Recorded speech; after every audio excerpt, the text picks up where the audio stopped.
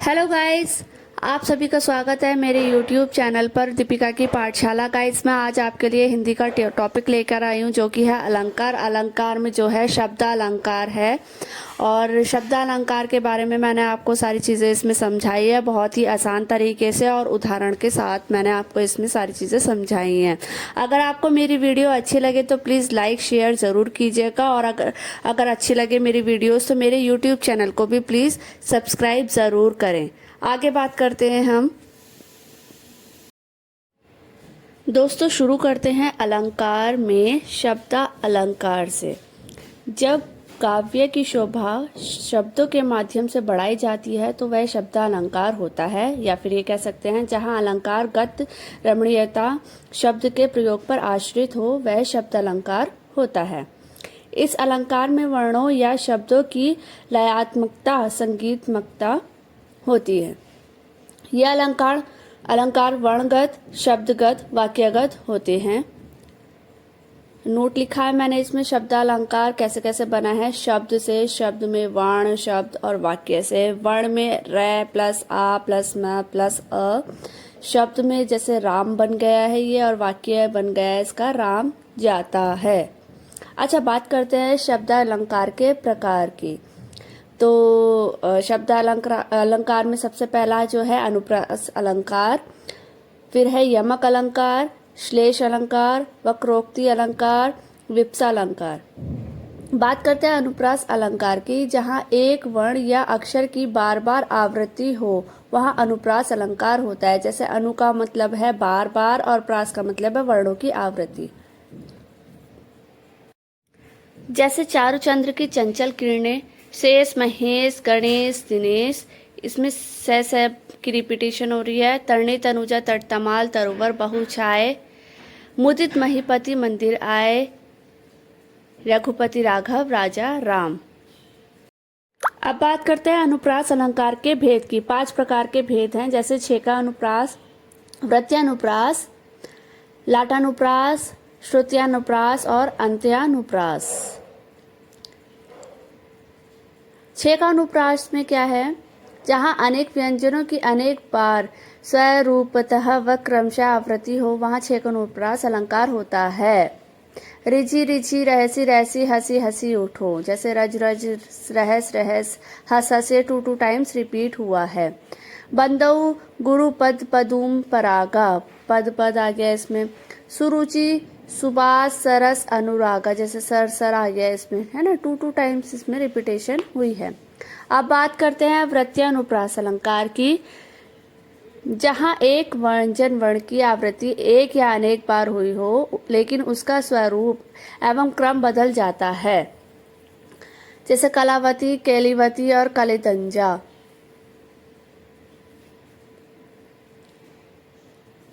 तरणी तरुजा तटतमाल तरुवर बहु छाए, इसमें तरन तन तर तम तर काफी टाइम्स आ गया है।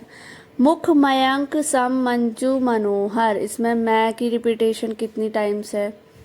चरण चोट चटकत चकोट, ये सब एग्जाम्पल हैं। मुदित महीपति मंदिर आए, मद मद मह मद मद, इसमें क्या है? रिपीटेशन है। इस करुणा कलित हृदय में क्यों विकल रंगिनी बजती है, ये क्या है? जो एग्जाम्पल है छेकानुप्रास का है। इसमें अंतर बताया है छेकानुप्रास का और वृत्यानुप्रास का। जैसे छेका में छीक 2 टाइम्स आ गई, एक ट्रिक है, जैसे आने की संभावना। ठीक। वृत्यानुप्रास में व्रत यानी कि रिपीटेशन हो रहा है, शब्दों का रिपीटेशन। जैसे छेकानुप्रास में मद्दऊ गुरु पद पदुम परागा 2 टाइम्स आया है, पद पद। और कलावती कलिवती कलिदंजा कल अकल कल कल, इसमें 3 टाइम्स एटलीस्ट आया है। अब बात करते हैं लाटानुप्रास अलंकार की। जहाँ वाक्य शब्द या वाक्य खंड की आवृत्ति उसी अर्थ में होती है परंतु उसका भावार्थ बदल जाता है, वह लाटानुप्रास होता है। यमक अलंकार का ठीक उल्टा लाटा अनुप्रास अलंकार होता है। जैसे पूत सपूत तो क्यों धन संचय, पूत कपूत तो क्यों धन संचय, मतलब इसमें पूत सपूत और पूत कपूत आ रहा है। वही मनुष्य है जो मनुष्य के लिए करे। जैसे शब्द गद है, ये शब्द गद आ गया, मनुष्य मनुष्य का 2 टाइम्स आ गया है, लेकिन इनका अर्थ अलग है। लड़का तो लड़का ही है, जैसे लड़का 2 टाइम्स आया, लेकिन इसका जो अर्थ है वो अलग अलग है। जैसे तेग बहादुर वे ही थे गुरु पदवी के पास समर्थ, तेग बहादुर वे ही थे गुरु पदवी के जिनके अर्थ। ये है वाक्यगत, ये वाक्यगत है। आगे बात करते हैं पराधीन जो जन नहीं स्वर्गता हेतु, पराधीन जो जन नहीं स्वर्ग नरकता हेतु। आगे बात करते हैं श्रुत्यानुप्रास अलंकार की। जब एक ही उच्चारण स्थान से उच्चारित होने वाले वर्णों की आवृत्ति होती है तो वहाँ श्रुत्यानुप्रास अलंकार होता है।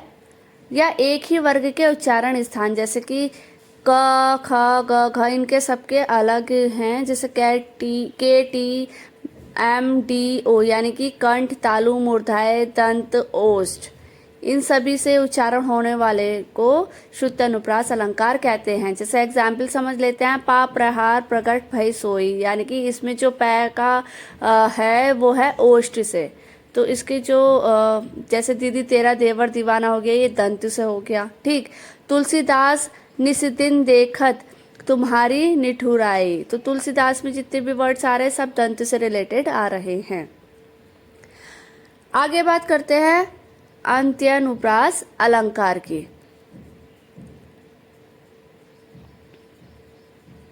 जब किसी काव्य पंक्ति में अंत में तुक मिलती हो या जब शब्द के अंत वाले वर्ण की आवृत्ति हो, उसे अंत्यानुप्रास अलंकार कहते हैं। जैसे जय हनुमान ज्ञान गुण सागर, जय कपीस तिहु लोक उजागर, इसमें सागर और उजागर आया है। ठीक है। लगा दी किसने आकर आ, कहाँ था तू संशय के नाग, इसमें लास्ट में क्या है, आग और नाग है। अब आता है सेकंड टाइप्स गाइस, यमक अलंकार। जहाँ काव्य पंक्ति में कोई शब्द जोड़े में प्रयुक्त हो परंतु अर्थ में भिन्न भिन्न हो, वहाँ यमक अलंकार होता है। जैसे युग्मक, यमक का मतलब हो गया युग्मक। जैसे कि कनक कनक ते सो गुण, यानी कि कनक कनक का क्या मतलब है, एक कनक का तो मतलब है सोना और दूसरे का है धतूरा। ऊधा जोग जोग हम नहीं, यानी कि विद्या हो गया, एक जोग का मतलब दूसरे का योग्य है। 3 बेर खाती थी, 3 बेर खाती थी, यानी कि 3 बार खाती थी और 3 फल बेर खाती थी। काली घटा का घमंड घटा,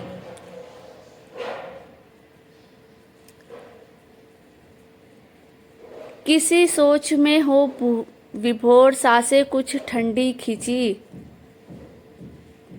फिर झट गुलकर दिया दिया को दोनों आंखें मिची। तो इसमें दिया दिया क्या है, इन दोनों के अलग अलग अर्थ हैं। माला फेरा जुग भया फिरा न मन का फेर, कर का मन का डारी दे मन का फेर। तो इसमें जो है मन का जो हो गया यमक अलंकार से रिलेटेड है।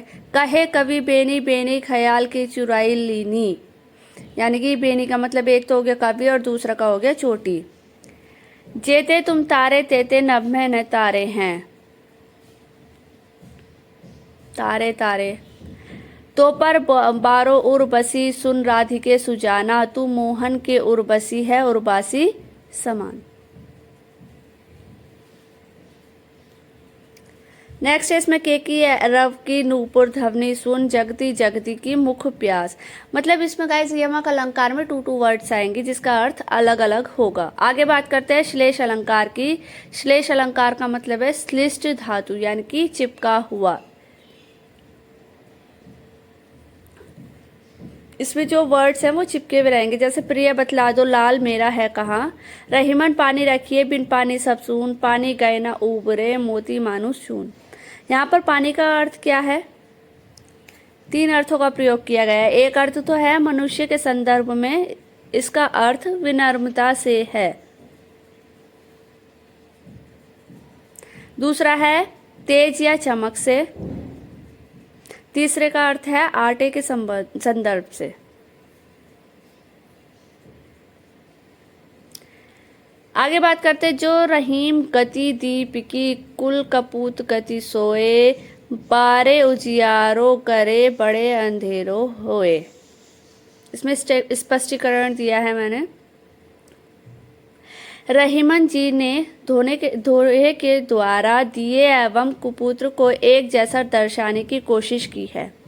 रहीम जी कहते हैं कि शुरू में दोनों ही उजाला करती हैं, लेकिन बढ़ने पर अंधेरा हो जाता है। इस उदाहरण में बड़े शब्द से दो विभिन्न अर्थ निकल रहे हैं। दीपक के संदर्भ में बढ़ने का अर्थ उजाला जिससे अंधेरा हो जाता है। कुपुत्र के संबंध में बढ़ने से मतलब है बड़ा हो जाना।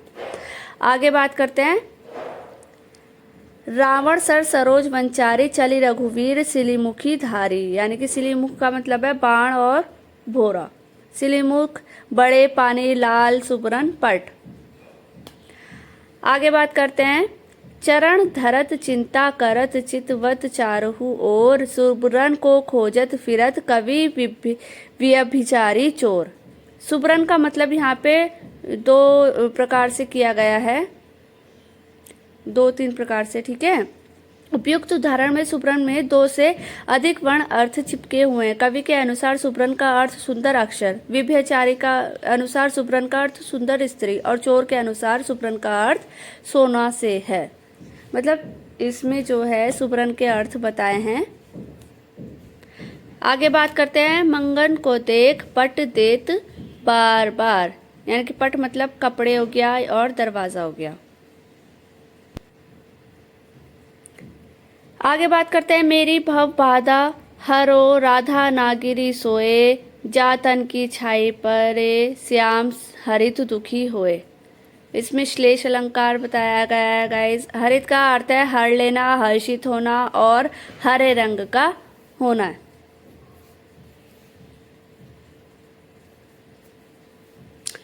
चलिए आगे बात करते हैं हम वक्रोक्ति अलंकार की। वक्रोक्ति अलंकार का मतलब है वक्र प्लस उक्ति, यानी कि वक्र का मतलब है टेढ़ा और उक्ति का है कथन।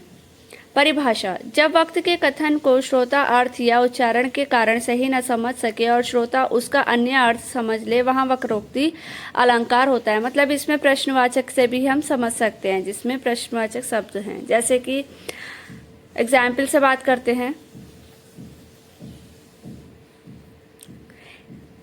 एक कबूतर देख हाथ में पूछा कहाँ अपर है। इसने कहा अपर कैसा, वह उड़ गया सपर है। कहाँ आ गया इसमें भी कहाँ आ गया है, ठीक है। दूसरे बात करते हैं। को तुम हो इस आए कहाँ, घनश्याम तो हो तो गित बरसो। मतलब उन्होंने क्वेश्चन कर लिया है। आगे बात करते हैं विप्सा अलंकार की। विप्सा अलंकार का मतलब है जब काव्य पंक्ति में अंतर्गत आदर, घृणा, घबराहट आदि को प्रदर्शित करने के लिए शब्दों की आवृत्ति की जाए, वहाँ विप्सा अलंकार होता है। और जब दुख, आश्चर्य, आदर, हर्ष, शोक इत्यादि जैसे विस्मयादि बोधक भाषों को व्यक्त करने के लिए शब्द की पुनरावृत्ति की जाए, वहीं विप्सा अलंकार होता है।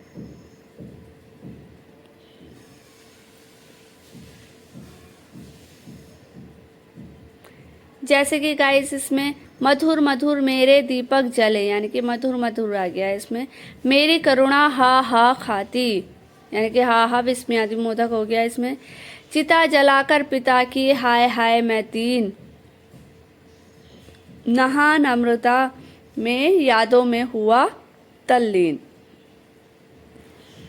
गाइज ये सारे जो एग्जाम्पल थे वो विप्सा अलंकार के थे और यहाँ पर हमारा जो शब्द अलंकार का टॉपिक है वो ख़त्म हुआ। गाइज अगर आपको मेरी वीडियो अच्छी लगे तो प्लीज़ मेरी वीडियो पर कमेंट करें और लाइक करें और मेरा चैनल सब्सक्राइब करें। धन्यवाद।